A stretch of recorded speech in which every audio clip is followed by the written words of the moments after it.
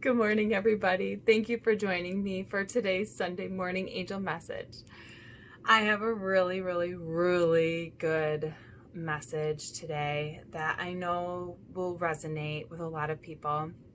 It's come up quite a bit this week with clients, and so I knew that this was a message for everybody who needed to hear this.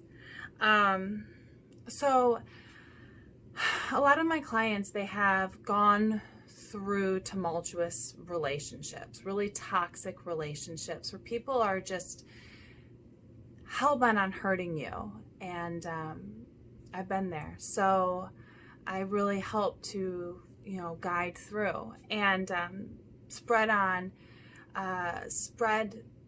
knowledge that I learned that helped me through my own experiences to help other people get through it too. And so in that context, I was talking with a couple different clients, and we talked about how narcissists and toxic people, how they mirror your positive qualities.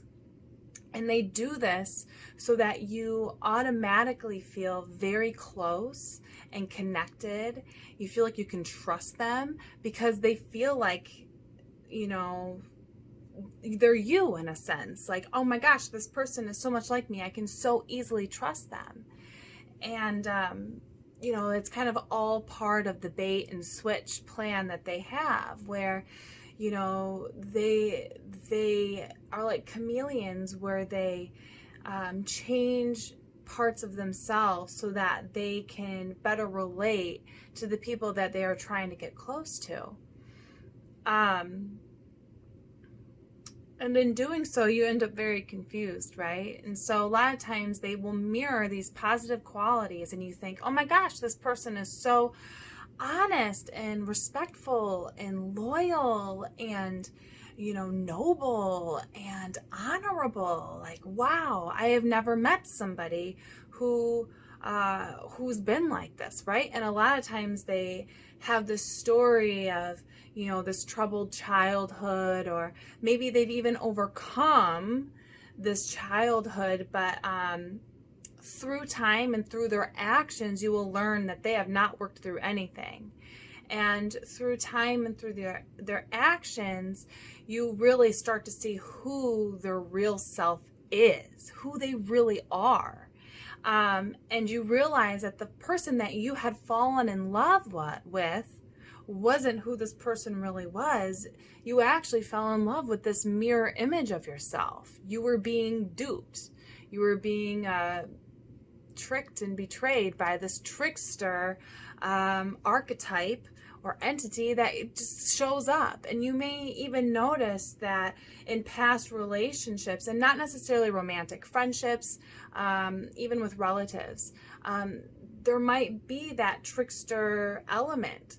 And so anyway, what do we do with this knowledge?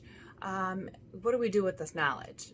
Well, for one, we learn the lesson. We go, okay, I see what I did there. I see how I so easily accepted what this person told me as absolute truth,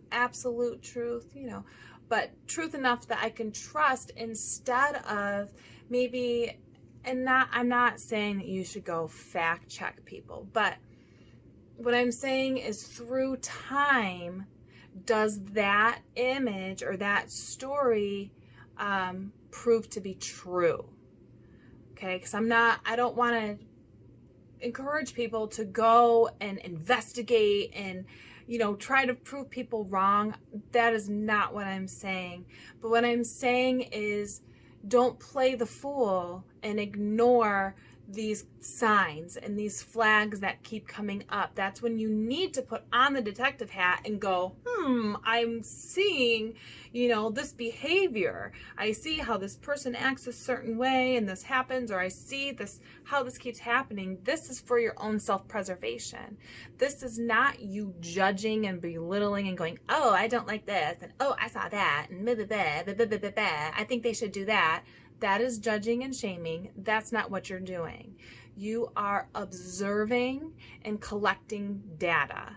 And this is especially for the empath, codependent, highly sensitive type of person, where you so easily feel for the other person that you can get so easily drawn into their story, that then you forget that it could just be a story and that there's other sides to the stories. And as a detective, right, if you watch those murder mystery films, I love them, they investigate, right? They ask questions to everybody. They try to get the whole story. They ask every single person, what went down? What was your perspective on that? To get a whole picture, not just listening to one person and getting their perspective. Because when you listen to all the different perspectives, you get a bigger picture. And so with these type of people, and what we were talking about this week with these two clients especially that I'm thinking of, was taking note of that, being the detective, but then also paying attention to yourself. And when you are dating somebody, what role do you fall into? Do you just quickly believe? Are you just quick to jump?